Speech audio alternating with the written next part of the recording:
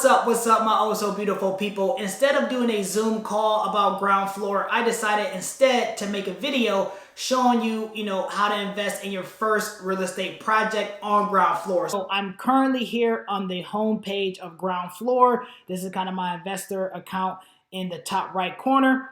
And I scroll down. Here are some loans that need funding.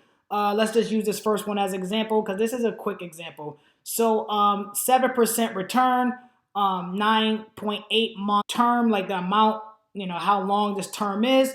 And then this payment is deferred. So that means you would get the loan amount that you put in plus the interest that you earned on that amount at the maturity of the loan, which means, when the loan is due.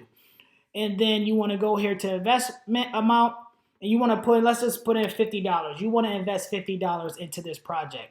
You simply click invest, you agree to the terms, and then you click confirm, and there you have it. Congratulations, you invested in your first real estate property with Groundfloor.